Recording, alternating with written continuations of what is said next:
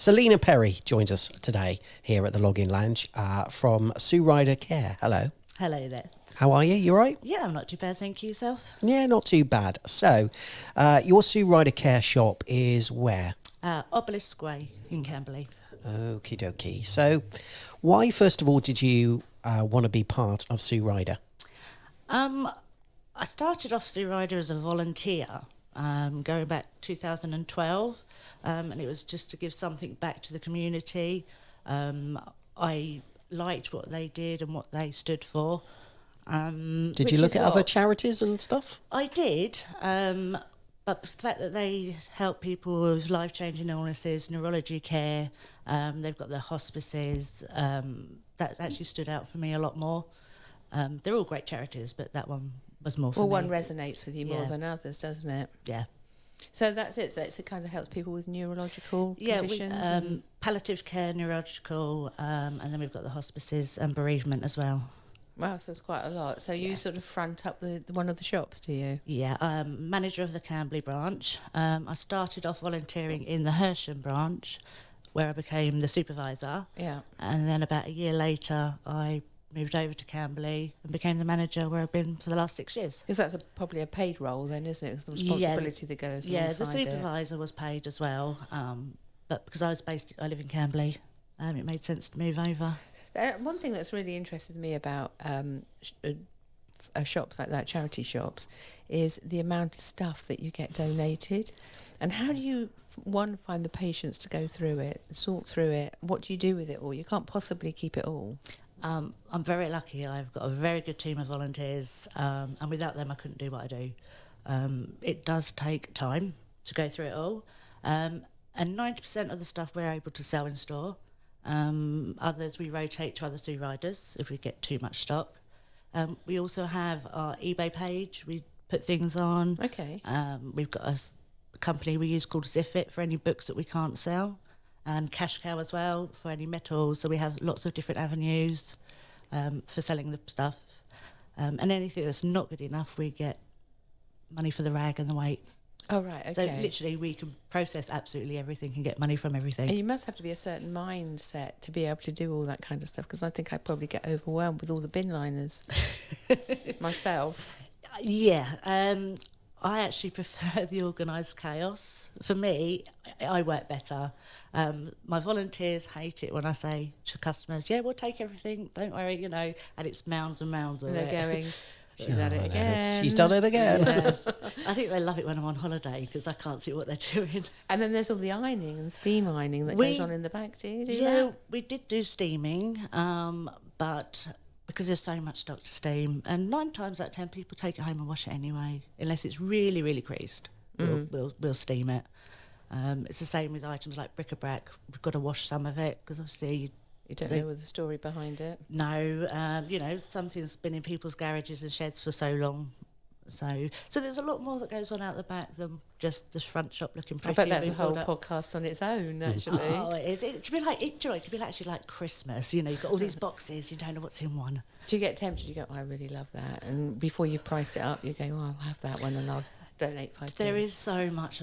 You think, God, but we do actually have a policy. It has to be on our shop floor for 24 hours before we're allowed to purchase. Well, that's tempting. Or do you put it behind a book?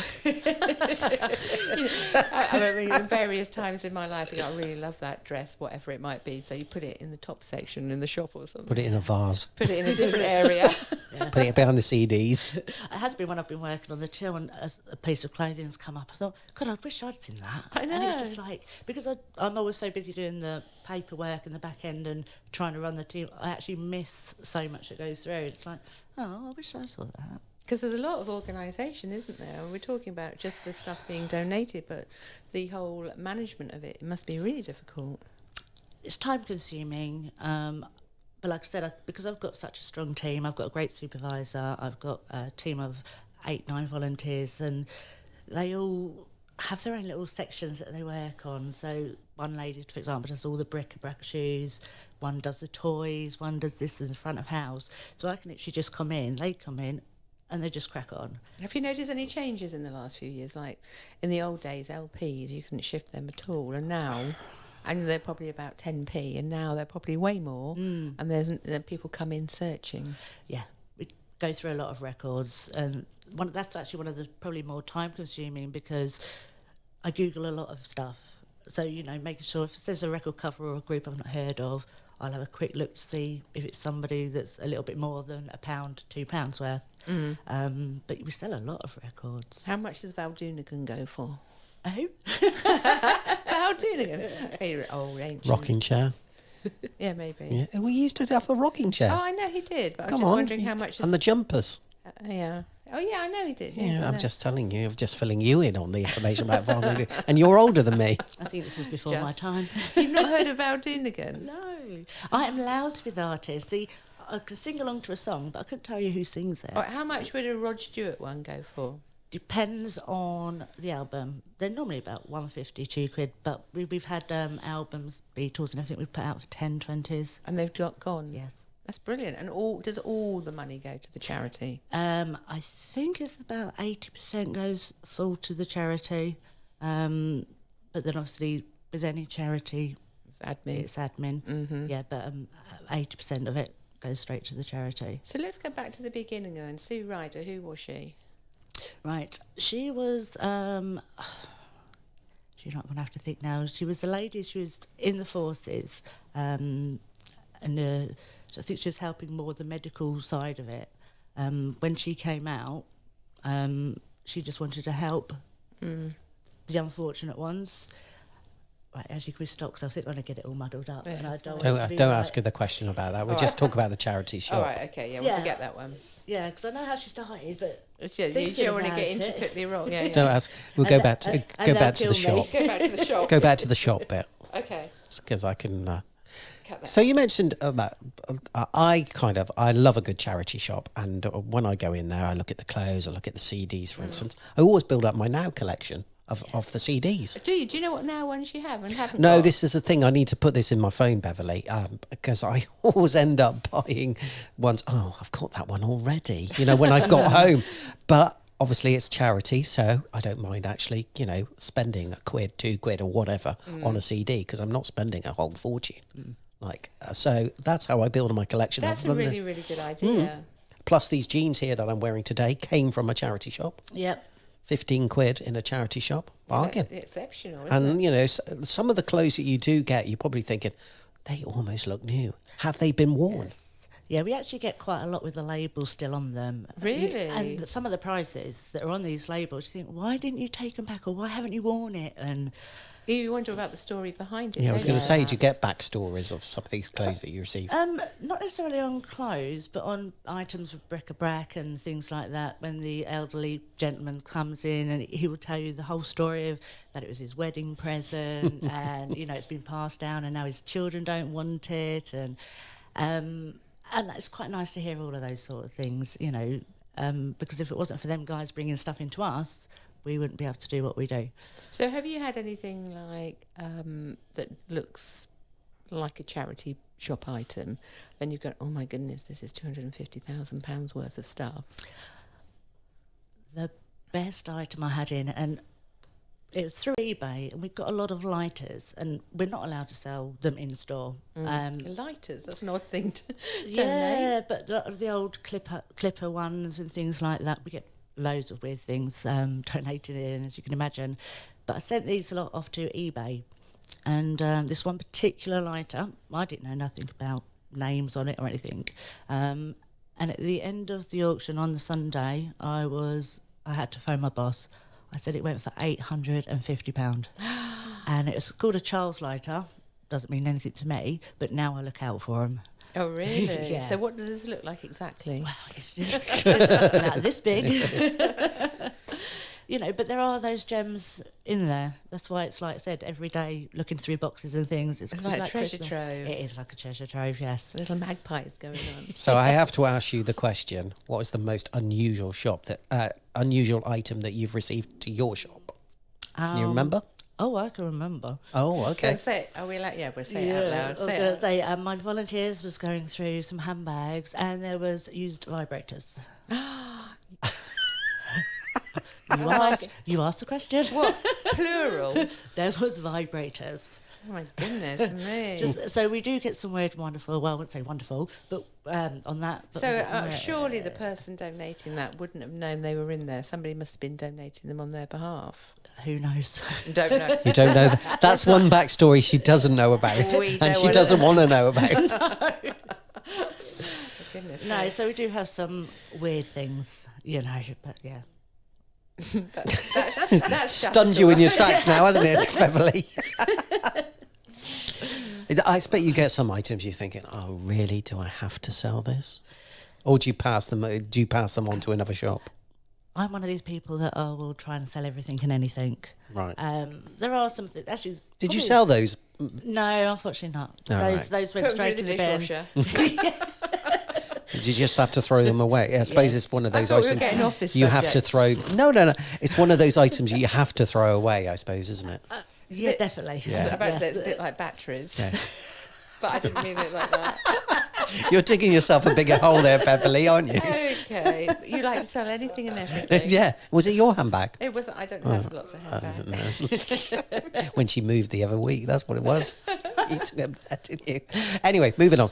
So obviously you get some of these items coming through, and you've said about one of the most expensive items that you got, and you're probably thinking, oh dear, really? Do I have to sell that? You must have had some of those, surely. Yeah, there has been items when you think they're only worth £1, something like that. When you've got better things you can be putting on your shelf, but we don't throw them away. We sort of like put them in a little box, and then we'll have a box out the front with all these little knickknacks in, so they get their bargains. So no, we try not to throw anything away, regardless of what we think. And do you get collectors coming Yeah. in who like to? All the time. Yeah, it's for different things. You can guarantee 2 or 3 times a week they'll come around and say, have you got anything in? Can I have a look around the back? And what are the sort of things people collect? We've got one lady likes decanters. You've got your dealers that come in and look for silver plate, silver. And you watch them closely. Think, are they Ladro, up for enough money? Yeah, and you get some of the dealers. Oh, I'll give you this for that. And I thought, no, I know what you're going to be selling it on for. So, but they all try it.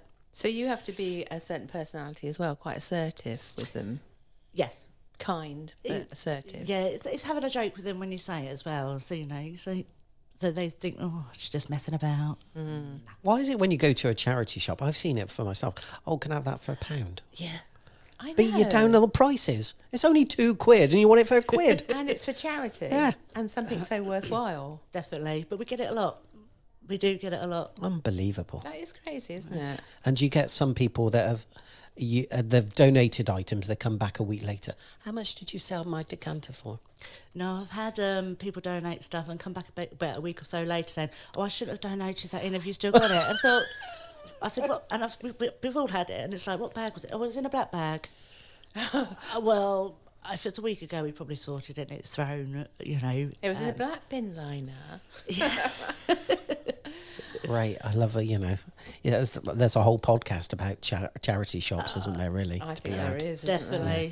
Definitely. Stories. We'd have to have all your volunteers in there, but they have their own stories as well. Oh, you'd need a week. So do you need any more volunteers or anything? We're always looking for volunteers. We're open 8 hours of the day. I thought you said 8 days a week. 8 days a week. How'd she manage that? But we're always in need of volunteers. There isn't actually enough hours in the day for what we do. If we're not sorting out the back, we're putting stock out the front, dealing with the customers, accepting donations through the front door, back door. And then obviously with every customer donating, we have to see if they want to become a gift aider, because that's where we also get our money from, through gift aid. Yeah, how many more percent is that? It's 25 pence in a pound. So, say for example, last week on my figures, just extra on gift aid, we took 321 extra on gift aid. Okay, for the so week. it's definitely worth it, Yeah. asking that question. Yes. But sometimes sounds quite annoying to the person doing it. Do you know? Yes. Yeah. Yeah, and it is just a quick, simple form. Is it? Yeah, it is literally name and address and a signature, as long as you're a UK taxpayer. There you go. So you've told us where and about your volunteers. So remind us where you are again. Right, Obelisk Way in Camberley. We're literally the other side of the doors by Boots. Excellent. Fantastic. Thanks for joining us. No, thank you very much.